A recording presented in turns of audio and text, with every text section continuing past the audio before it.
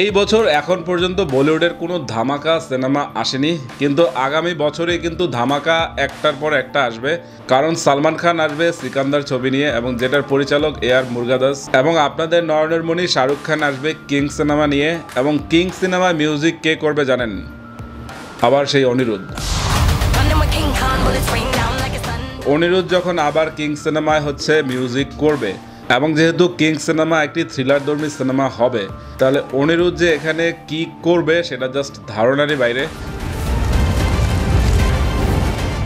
কারণ জেলার সিনেমায় অনিরুদ্ধ রজনীকান্তকে পেয়ে যা করেছে, এবং জাওয়ানেরও কিন্তু ব্যাকগ্রাউন্ড মিউজিক খারাপ হয়নি।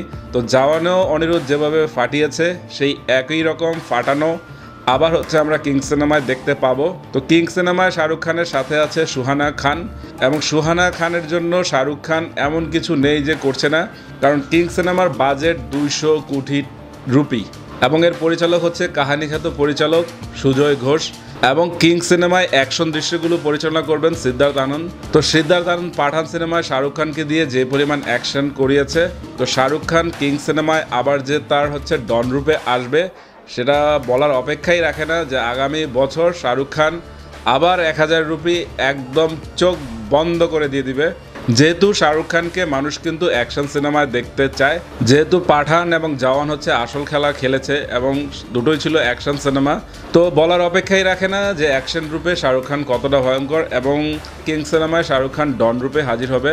তো শাহরুখ খান যখন ডন হয়, তখন তো বাকি সবার বলতেই হয় না যে শাহরুখ খান ওটাতে কী করবে। এবং যেহেতু সিদ্ধার্থ আনন্দ ওটার অ্যাকশন ডিরেক্টর হিসেবে থাকবে, তো সিদ্ধার্থ আনন্দ একদম 100তে 100 শাহরুখ খানকে ইউজ করতে পারবে। এবং যাই হোক, আমি খুবই আশাবাদী, যেহেতু অনিরুদ্ধ আর শাহরুখ খান আবার এক হবে, তো তাদের মিউজিক বা ব্যাকগ্রাউন্ডের ব্যাপারটি একদম মানুষের চক্ষু চড়ক গাছ করে দেবে, এবং শাহরুখ খান আবার অ্যাকশন রূপে ফিরে আসুক। শাহরুখ খানকে আমার আসলে লুতুপুতু দরকার নেই, অ্যাকশনই করুক। ড্রামা জনরার সিনেমা শাহরুখ খান আর করবে না, তো অ্যাকশন সিনেমায় শাহরুখ খান আবার ফাটিয়ে দিবে। এবং কিং সিনেমা যদি বাংলাদেশে মুক্তি পায়, তাহলে ফার্স্ট ডে ফার্স্ট শো। যেহেতু শাহরুখ খানের সিনেমার জন্য অপেক্ষা করছি, এবং সালমান খানের সিকান্দারের জন্য অপেক্ষা করছি, তো আগামী বছর আমির খান আসবে কিনা সেটাও বলা যাচ্ছে না। তো এই বছরটি বলিউডের খুবই মন্দা যাচ্ছে, যেহেতু 3 খান নেই। 3 খান আসলেই বলিউডের জন্য একটি স্তম্ভ, সেটা এই বছর একদম মানে চোখে আঙ্গুল দিয়ে তারা দেখিয়ে দিয়েছে যে আমরাই সব।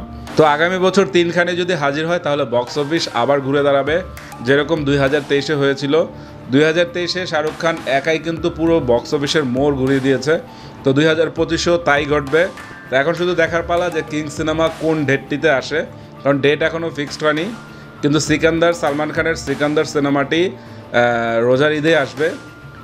তো দেখা যাক, কিং সিনেমা নিয়ে আসলে খুবই আশাবাদী। এবং শাহরুখ খানের সাথে যেহেতু অনিরুদ্ধ আছে, তাহলে BGM নিয়ে আর কোনো চিন্তা নেই, শুধুমাত্র সুজয় ঘোষকে নিয়ে চিন্তা, যে তার থ্রিলারটি মানে অত ড্রামা জনরার না হোক, একটু অ্যাকশন টাইপের থ্রিলার হোক, তো সেটাই চাইবো।